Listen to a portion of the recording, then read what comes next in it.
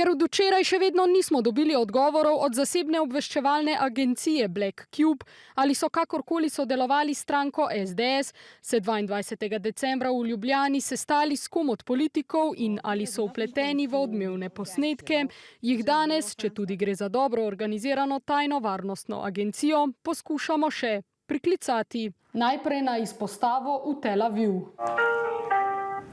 Thank you for your patience. Naš klic pa je ostal neodgovorjen tudi po več kot 10 minutah čakanja.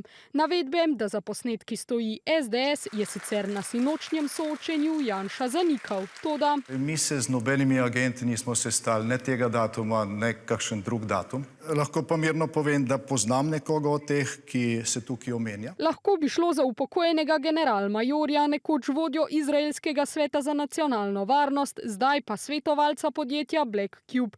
Neuradno naj bi bil eden od 4, ki so se 22. decembra mudili v Sloveniji.